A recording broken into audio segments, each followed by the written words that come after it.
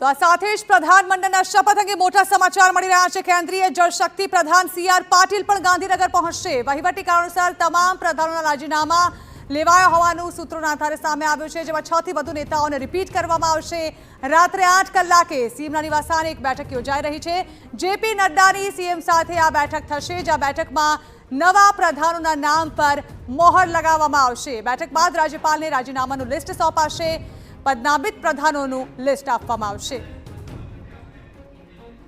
તો આ અંગે વધુ વાત કરવા માટે અમારા પોલિટિકલ એડિટર કિંજલ મિશ્રા અમારી સાથે જોડાઈ રહ્યા છે। કિંજલ, જેપી નડ્ડા પહોંચી ચૂક્યા છે અને હવે મુખ્યમંત્રી સાથે 8 કલાકે એક બેઠક પણ યોજાઈ છે અને CR પાટીલ પણ આ બેઠકમાં ભાગ લેશે, તેઓ પણ અહીં પહોંચી રહ્યા છે તેવી પણ માહિતી સામે આવી રહી છે। જાણવા માંગીશું અત્યારે શું કહી રહી છે રાજકીય હલચલ?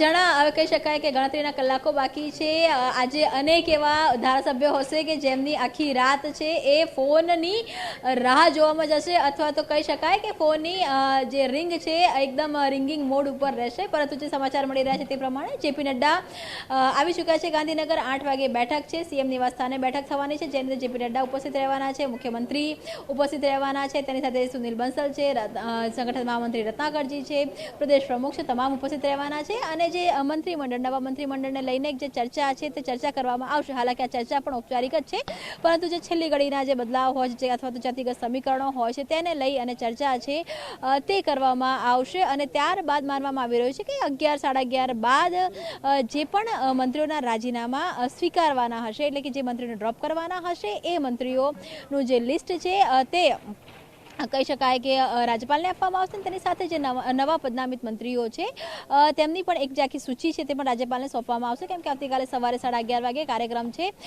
તે આખો યોજાઈ રહ્યો છે। અને કેમ કે જે રીતે રાજીનામા લેવામાં આવ્યા તેને લઈને અનેક સવાલો અને અનેક ચર્ચાએ પણ જોર પકડ્યું છે, પરંતુ જે રીતે ટીવી9 પહેલાં પણ કહ્યું હતું કે તમામના રાજીનામા લેવામાં આવશે અને આ એક વહીવટી પ્રક્રિયાના ભાગરૂપે આ રાજીનામા છે તે લેવામાં આવ્યા છે। અને આવતીકાલે એ તમામ જે 6 થી વધારે જે મંત્રીઓ કે જેમને રિપીટ કરવાના છે, જેનું નામ સતત ટીવી9 દ્વારા પણ ચલાવવામાં આવી રહ્યું છે, તે તેમની સાથે બીજા મંત્રીઓ કુલ જે કદ હશે એ મુખ્યમંત્રી સહિત 26 જે મંત્રીનું આખા કદની સાથે જે કહી શકાય કે શપથ છે તે થવાની છે। દ્રશ્યો હું કહીશ અમારા કેમેરામેનને કે બતાવે કે જે જગ્યા પર અમે ઊભા છીએ આ એક મહાત્મા મંદિર છે, મહાત્મા મંદિર કે જ્યાં આવતીકાલે શપથ સમારોહ યોજાવાનો છે।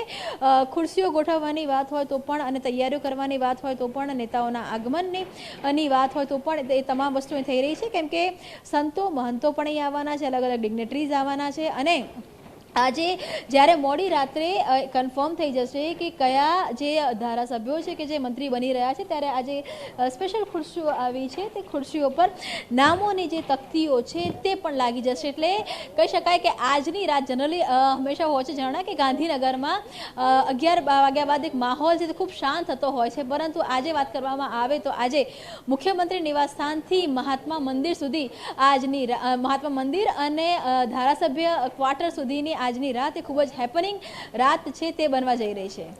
બિલકુલ કિંજલ, આજે ચોક્કસથી આપણે કહ્યું તે પ્રકારે કે આજે કેટલાક ધારાસભ્યો, કેટલાક મંત્રીઓ જેઓ રાજીનામા આપી ચૂક્યા છે તે લોકો પોતાના ફોનની રિંગ લગાતાર ચાલુ રાખશે અને રાહ જોશે કે એક ફોન આવી જાય, પરંતુ એ પર્દાફાશ તેના પરથી પડદો ઉઠવાનો છે અને આવતીકાલે તે સ્પષ્ટ થઈ જશે। આવતીકાલે જનતાને ખબર પડશે કે કયા મંત્રી જે છે તે મંત્રીમંડળના શપથ લઈ રહ્યા છે। આભાર કિંજલ।